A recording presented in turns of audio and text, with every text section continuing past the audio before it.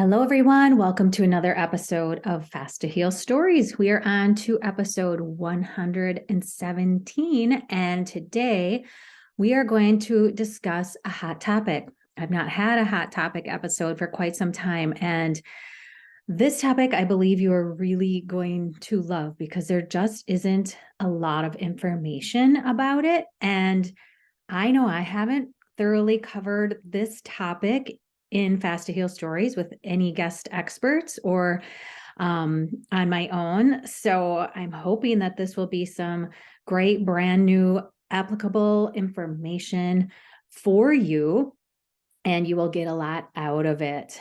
What else? Okay, before we hop into the episode, let's talk about just a few announcements. I have a brand new masterclass that I just released a few days ago. I'm very excited about that. I worked on it for a really long time, and I put it together because people really struggle with knowing if they have insulin resistance and knowing what insulin resistance is, how insulin resistant they are, because insulin resistance works on a spectrum. And some people might have very slight insulin resistance, where some other people, many other people, have very severe insulin resistance. If you're to the point of type 2 diabetes, where you're taking multiple medications and insulin, you are severely insulin resistant, whereas somebody with just slight insulin resistance might be struggling with a little bit of weight gain, starting to see some of the symptoms of insulin resistance pop up.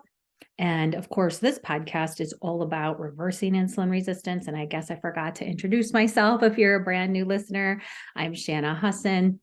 I'm a registered dietitian. I've been in the space for over 23 years. For a long time, I taught methods of the conventional nutrition system approach, the conventional methods that made a lot of my clients more sicker and fatter than they did actually help and heal them. So the methods that I teach now, I focus on reversing insulin resistance because it's at the base root cause of so many chronic lifestyle diseases. And if you can reverse it and put it in remission, which you almost always can, you will feel a whole lot better, and all of those issues will resolve themselves, and you won't have complications of weight loss resistance and struggle with your weight any longer.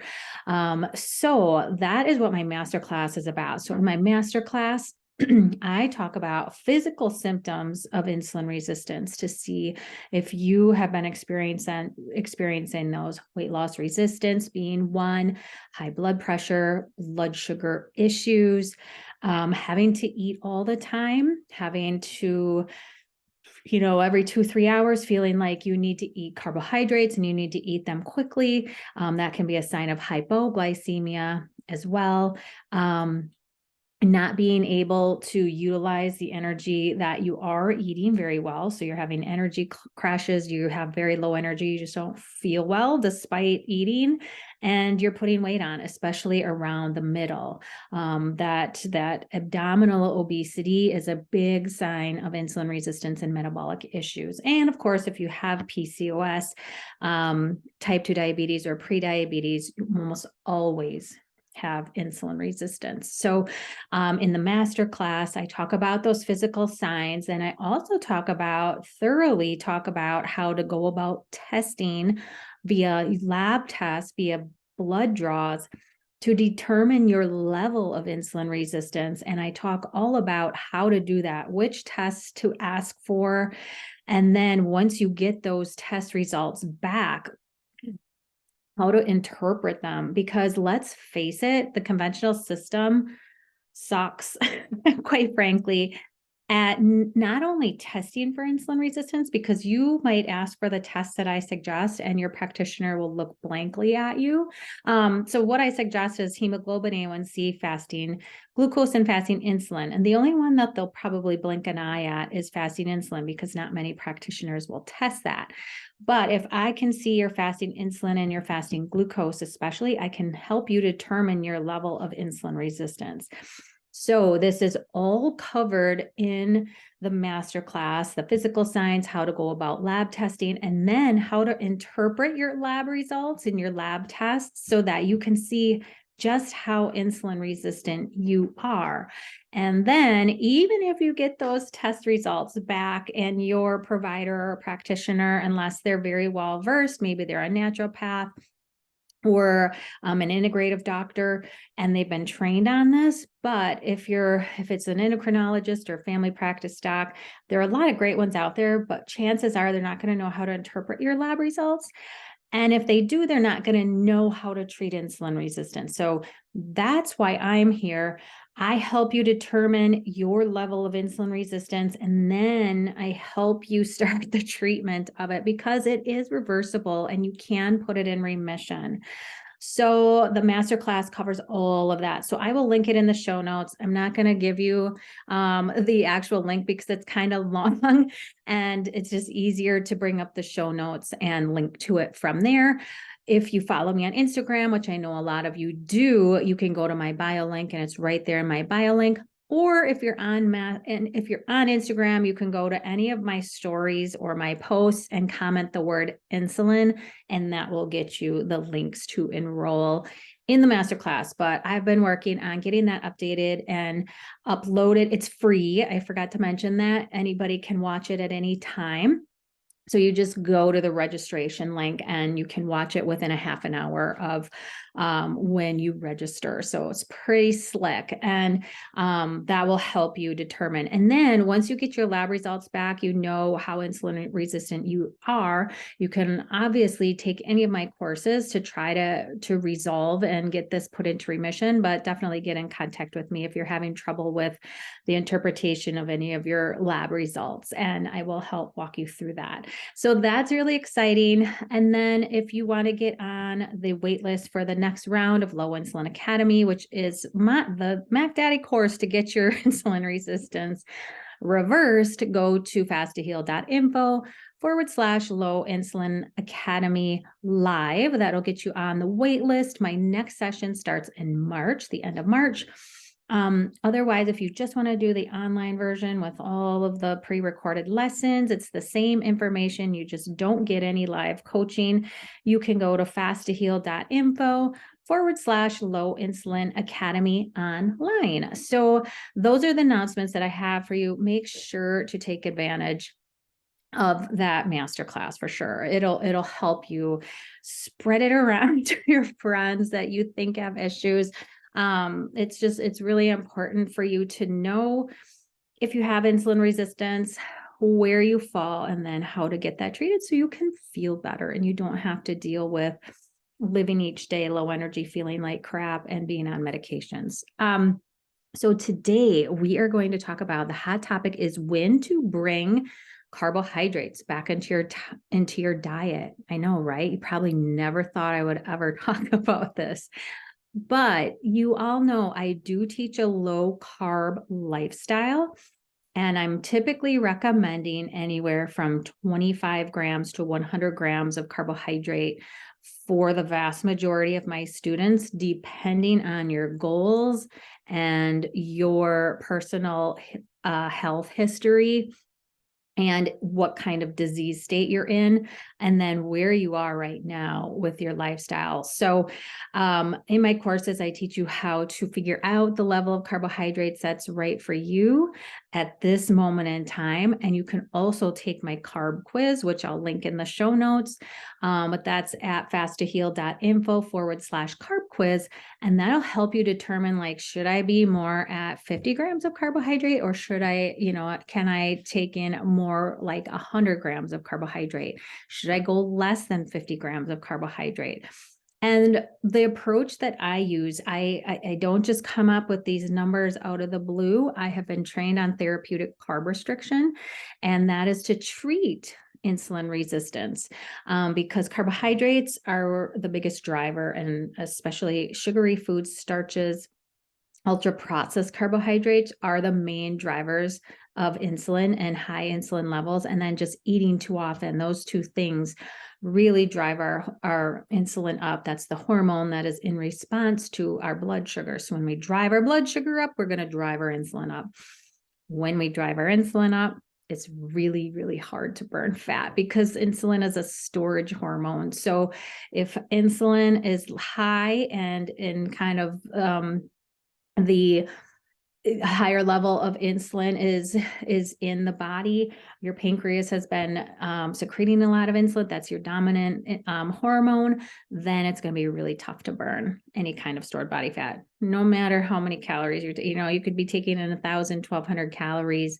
You're just not going to burn fat very effectively if your insulin levels are high. So we're going to talk about when to add carbohydrate back into the diet.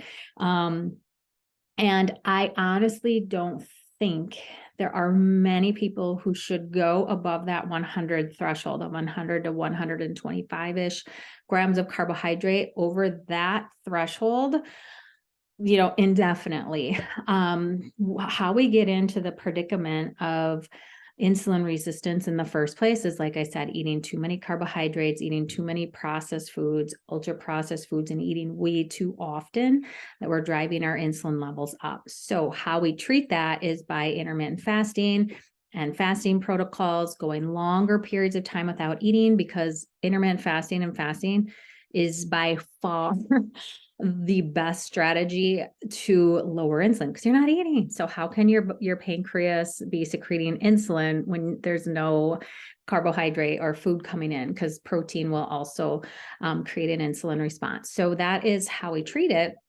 And then the second thing is the therapeutic carb restriction. So we keep our carbohydrate levels lower so that we're not increasing our insulin levels too high. Now, like I said, I teach low carb. I don't teach no carb. There is a time and the place, so a no carb diet would be a carnivore diet. And I do believe in some circumstances, a carnivore diet can be very, very healing, and it can be used for people with severe autoimmune issues, food sensitivity issues, multiple health issues. It can be used very well and help you to heal and feel better. But I don't think there's a lot of people who need to stay on that diet long term once they've healed their metabolic rates not their metabolic rates, their metabolisms. They're able to burn carbohydrates as fuel effectively again. Or they've healed their immune system, or they've healed other health issues that they're dealing with. But that does take time. But that's the only time that I usually, recommend a carnivore diet. And for most people, 30 to 60 days on a carnivore diet is more than enough to put their body in a healing space. And then they can slowly start to add some plant-based foods back in. But some people just, if you're, on the prediabetes, type 2 diabetes spectrum, PCOS, you're not metabolizing carbohydrates well at all, especially if you're to the type 2 diabetes phase. You are not utilizing that carbohydrate that you're taking in. It's driving up insulin and blood sugar, and your body's just storing it as fat. It's, your fat cells are dysregulated, your liver is probably dysregulated, and you're just not utilizing that fuel well. You're not insulin sensitive. You're just not utilizing your fuel properly. So when we take that away for a time, your body's having to push into fat metabolism, which is great. And that is where, if you're decreasing your amount of carbohydrates, there's no fuel to burn. You will burn out your stored carbohydrates, which are stored in your muscle and your liver in the form of glycogen.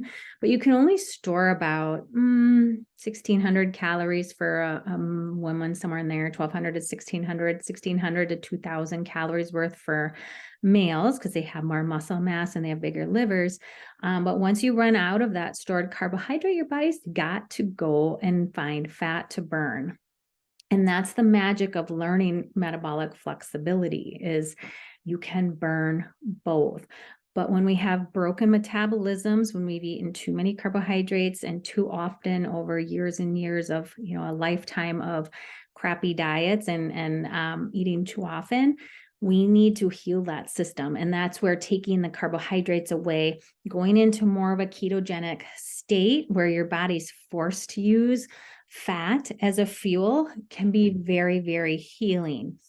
That being said, a lot of people think once they start a ketogenic diet or start a carnivore diet, they need to stay there forever. And for some people who are very sensitive to carbohydrates, it might just be kind of an innate thing, or it can be more of a genetic predisposition. It may serve you well to stay on a ketogenic diet, or a very small percentage, I think, should stay on carnivore long term. But I think the vast majority of us can handle at least some plant-based foods. But we still don't want to go over that threshold of about 100 grams of carbohydrate a day, because then it's like, then our body's just going to get back into that constantly burning glucose fueling system and kind of forget how to burn fat and fat metabolism. And you want to be able to do both. So that's where that balance is really, really critical. But sometimes, so I work with a lot of type 2 diabetics and a lot of people with prediabetes, fatty liver being another one. You got to burn out those extra carbohydrate stores, the extra sugar that's stored around your body, the extra fat that's stored around your body. And to do that, you need to keep insulin low. So it may be years that you're following a low carb diet. And actually, like I said, I think you should stay under 100 indefinitely. But it might be several months to years where you're following more like a 50 gram and under approach to burn out that extra carbohydrate and burn out the extra fat and allow your body to utilize fat metabolism. Once you get up to the point of maintenance and being metabolically flexible, many times you can add some carbohydrate back in without going back to the disease state that you were in, because you're not overdoing the carbohydrate, but your body's much more metabolically flexible at this point, and it's able to utilize carbohydrate for fuel much more efficiently than when you are very ill. I do want to say, if you heal your metabolic systems, you reverse your disease process of, you have you've reversed prediabetes or type 2 diabetes, you have no more PCOS, you put it into remission, fatty liver is healed. If you go back to the lifestyle that you were leading that got you sick in the first place, you're going to get sick again. Like, you need to stay low insulin in a low insulin lifestyle indefinitely to stay well. But let's talk about when you can tell it's time.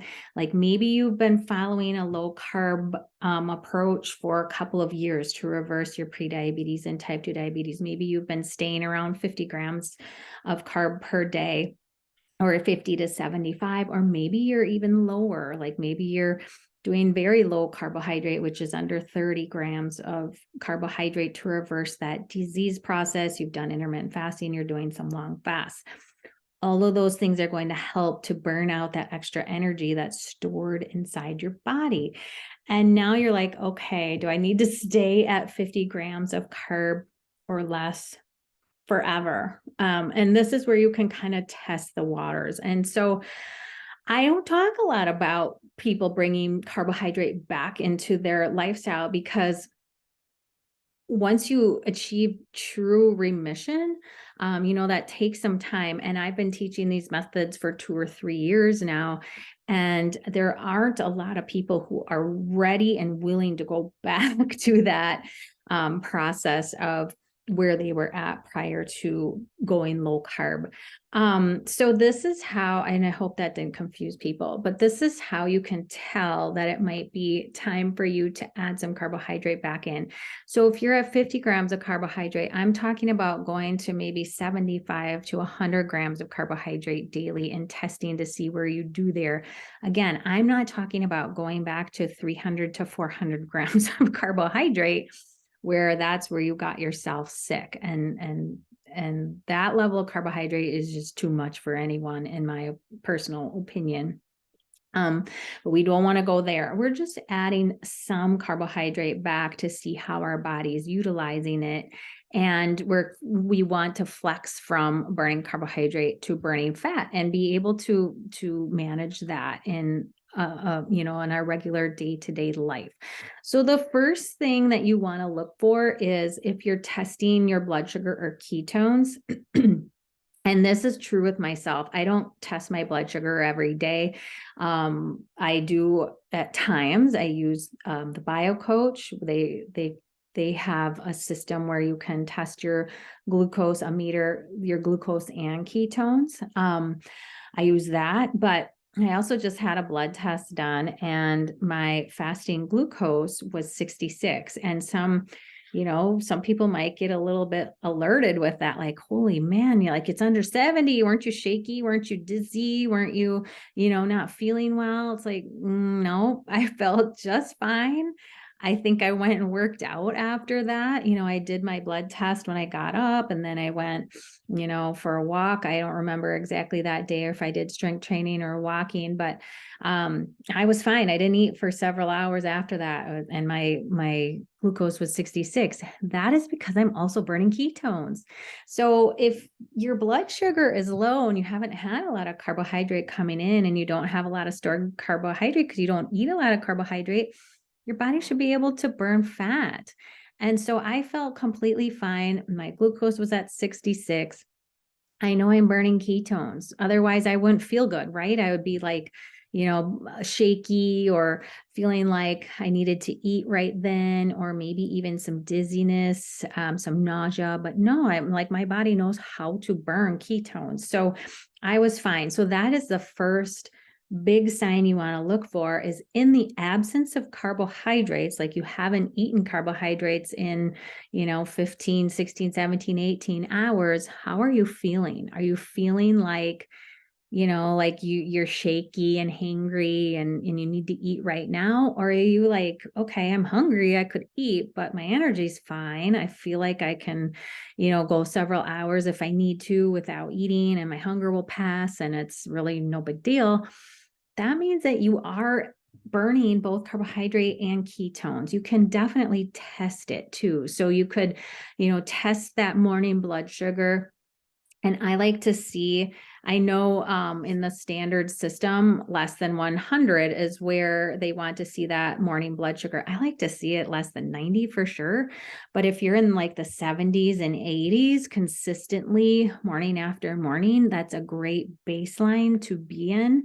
And that means that, you can go lower, your blood sugar can fall lower and the ketone metabolism will pick up, or the fat metabolism. So hopefully that makes sense. It's like if you are at 105 or you're, 95 or wherever, and you don't feel good, like you're shaky, and that means that your body's really needing more carbohydrate and you're not converting to ketones that well. So if your body is able to burn both fat and ketones efficiently, you can probably add some more carbohydrate in. And like I said, we're looking at like 25 to 50 grams tops. But it allows you to be a little more lenient with the carbohydrate intake, and not so far over that you're just going to always be burning carbohydrates. So it's a balance, you guys. It's hard to explain, honestly, but you just have to know that your body can burn both carb and fat. And so many people are stuck in carb metabolism, and they just have to eat all the time or they don't feel well. So that's the first thing, is like you can test those blood sugars in the morning. And if they're on the lower side and you feel fine, or you can test both the carbohydrate and the ketone. And if you're burning ketones along with the carbohydrate, that's a great sign. It's a great sign that you're metabolically flexible. Another thing that you want to look for is after eating. Again, this testing can be very, very helpful for this. After eating, especially if there's some carbohydrate in the meal, your level of blood sugar, you'll see a spike most likely, especially if you have some carbohydrate within an hour or 2 hours. But that blood sugar should be coming down and stabilizing within 2 hours, no more than 30 points or so. And of course, this depends on what you eat and in the order that you eat. But If it's coming down and stabilizing to where it was before you ate your meal within 2 hours, that's another sign of a healthier metabolism and that you're, more metabolically flexible. If after you eat, you have a big spike, and again, this is going to depend on, your activity level and how many carbohydrates you ate and sometimes even protein, you have a big spike of 40 points or more, and that it's just lagging, it's not coming down for 2 hours, it's still higher than baseline and it's taking a long time to come down, then you probably want to stay on a lower carb approach for a while longer. But that can be a good sign. What else? Okay, so looking for the blood sugar response in the morning. Another thing to look for is sometimes some people just do a little bit better with a few more carbohydrates. So another thing to look for is if you're just, after you've established this approach, you're meeting your protein recommendations, and protein is very satiating. You're still just, you're after meals, even after you've met your protein recommendations, you've eaten some fat, you're just not feeling satisfied, or you're just feeling hungry. Sometimes, not always, sometimes this is an adjustment. This is after you've been on like a ketogenic diet for a while, not right away. Like if you've just transitioned to this lifestyle, I wouldn't look at this, kind of hunger after meals, because you might just be adapting more to a low carb approach. But if you've followed low carb for a really long time and you're just feeling like, I'm craving something, maybe adding in 25 grams of carbs or so at the end of your meal might be helpful. So that's like a piece of fruit or some berries or something along those lines. Not a lot, but sometimes that's another sign to look for, that adding in a little bit of healthy carbohydrates that are in their whole natural state can be helpful.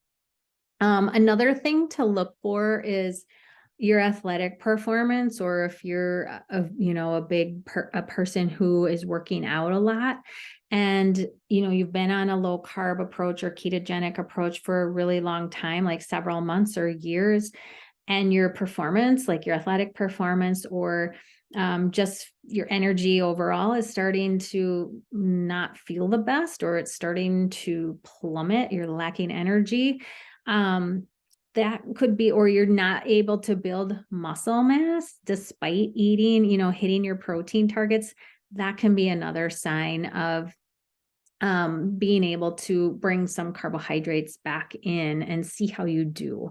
Again, we're talking 25 to 50 grams of carbohydrates that you're bringing back in. We're not talking about hundreds of grams. We're not talking about binging on crappy foods. We're not talking about adding cookies and wraps and bread and, tons of noodles or any of those types of things. We're talking about bringing in like a sweet potato, or, adding some starchier vegetables into your salad, or adding an extra piece of fruit, something along those lines. We're not talking about adding simple sugars and crappy processed carbohydrates, but that could be another sign that you might be ready for some extra carbohydrate.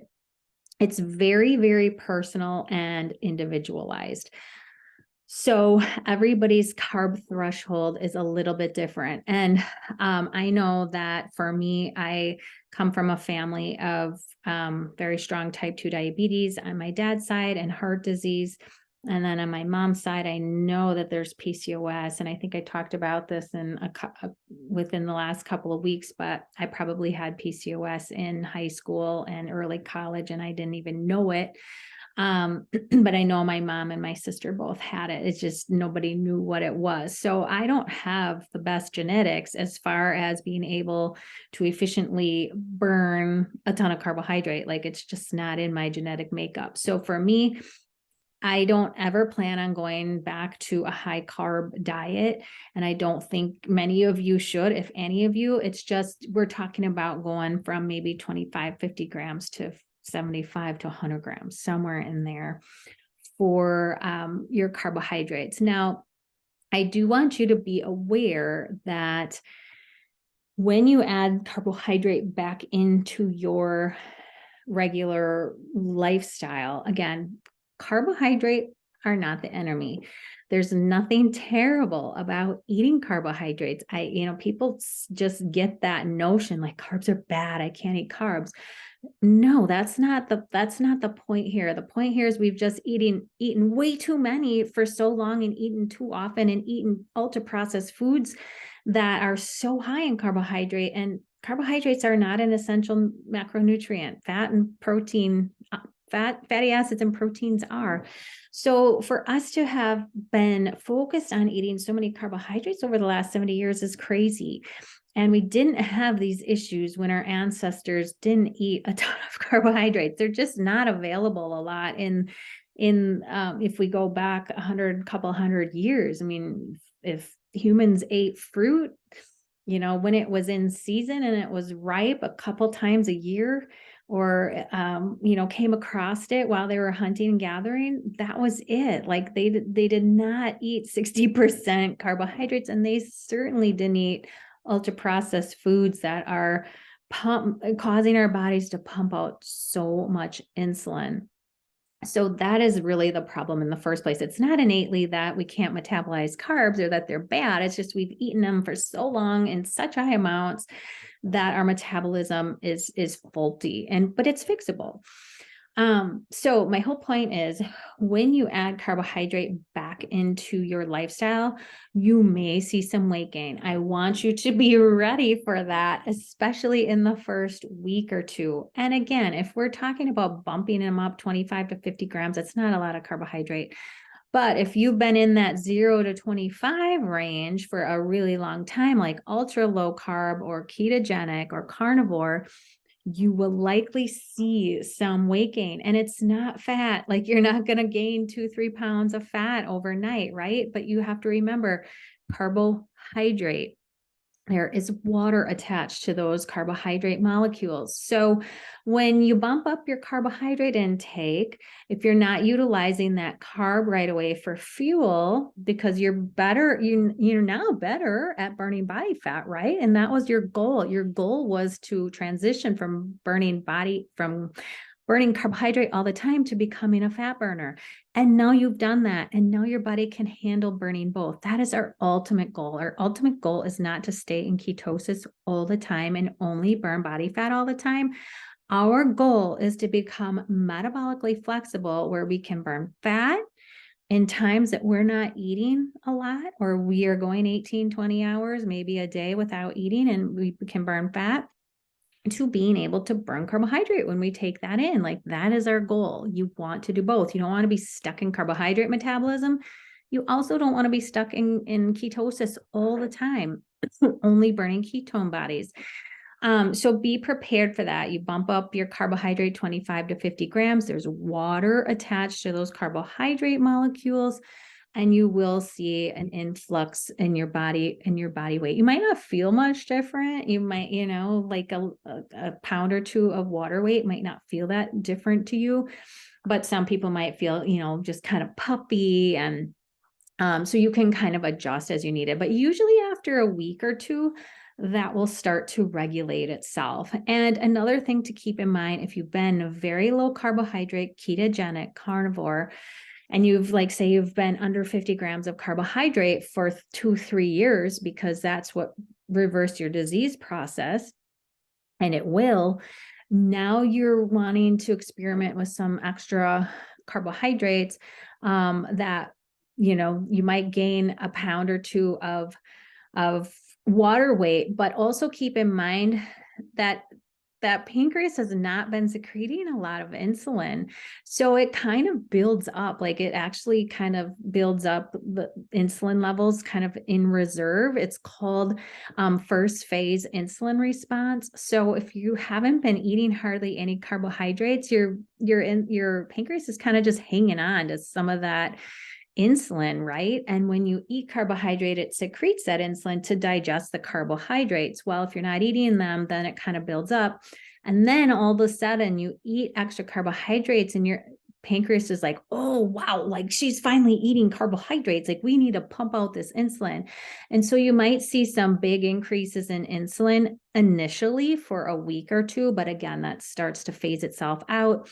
as that pancreas starts to regulate itself again, as long as you're not going too far. You're not going to 200, 300, 400 grams of carbohydrate. We don't want to do that. I think that's too high for everybody, because then you're just going to get yourself stuck in carbohydrate metabolism again, because you're eating so many carbohydrates that your body's not going to have to go and look for body fat.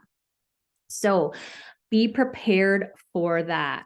And you might just feel a little sluggish at first. Again, it's kind of like going from always eating carbohydrate and teaching your body to burn body fat. Like you can feel a little sluggish, right? Like when you go into ketosis or when you follow a ketogenic diet, you kind of get that keto flu, like, I just have no energy. I'm getting a headache. I'm getting nauseous.